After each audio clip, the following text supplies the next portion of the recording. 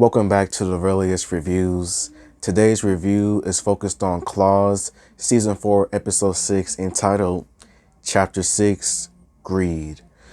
Episode 6 starts off with just a nice dinner between Desna and her boo Tony, and Dean and his new girlfriend Eve. Desna is trying to find out a lot more about who Eve is as a person, and Eve talks about the times that she has delivered babies and everything.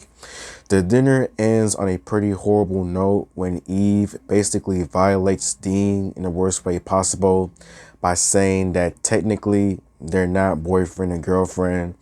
Tony thinks that everything is all good and everything between him and Desna, but Desna says that they're not boyfriend and girlfriend as well, just making the whole situation just very awkward. The next day, Desna makes a huge announcement that since that business has been going so well, she is going to open up a second nail shop and everything, which just gets the entire gang just shocked and excited. But all good things must come to an end when Mrs. Choi, one of the other nail shop locations, finds out about this new place. She is unhappy, of course, and she basically confronts Desna and the entire gang about what they're doing.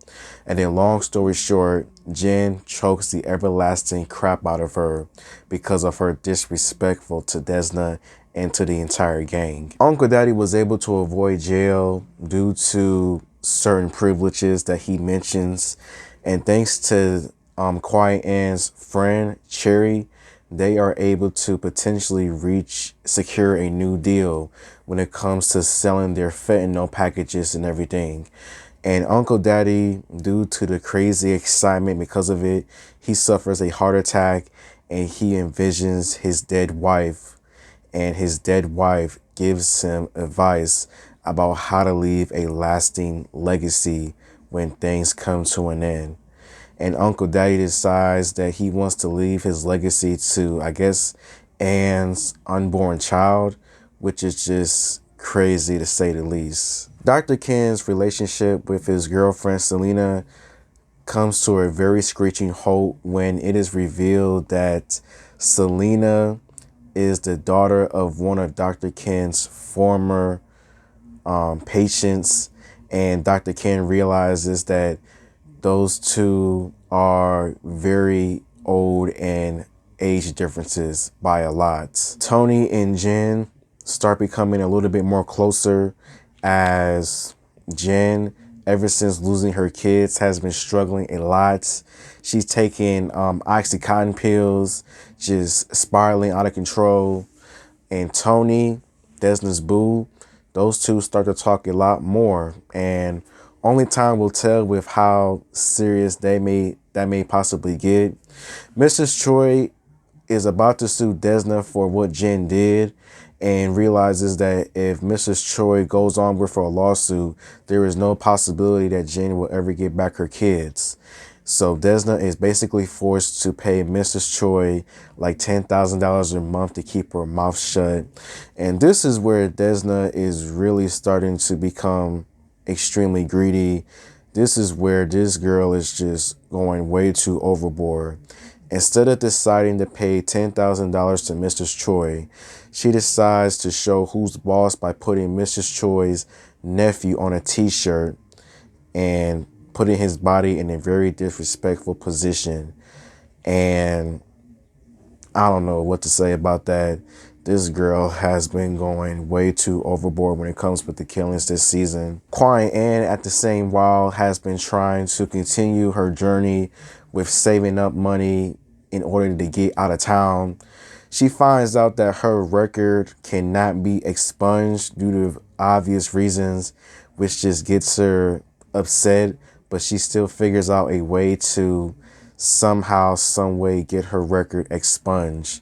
Polly and Barron's relationship continues to become bigger and better as Barron thinks that Polly is gifted when it comes to helping people transition into the afterlife. They have a very crazy situation in this episode where Polly almost becomes a shirt herself, but by the end of it, Barron wants Polly to become his wife. And who knows what is going to happen when it comes with that. Desna is able to secure a new deal thanks to helping out somebody's wife that was expecting a baby due to her water being broken and her being undocumented. Desna was able to secure a new deal with her Oxycontin business, which effectively screwed over Uncle Daddy's business as well. And because of that, Uncle Daddy decides to cause a lot more trouble for Desna. And that is how the episode basically ends. I felt like this was a pretty good episode nonetheless. Things are becoming more and more tense between Desna and everyone else involved.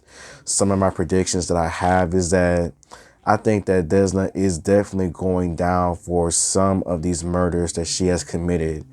When she first killed somebody, you could say it was a freak accident, but she's just killing people just because. If she doesn't like what they're saying, she's just killing them just because. When it comes to Tony, her new boo, I'm still 50-50. He might be an informant and he just might be an honest individual, but who knows when it comes to Tony. When it comes to Jen and Tony's relationship, I don't think it's going to go any further than where it is now. But if it does, I would be really, really surprised. Quiet Ann's relationship with Cherry, I think that is either going to end on a tragic note. And Anne herself, I don't think she's going to get the happy ending that she has been wanting for a long time. But we are 4 more episodes before it's over with. Only time will tell with what happens next. So thank you for watching. And until next time, goodbye.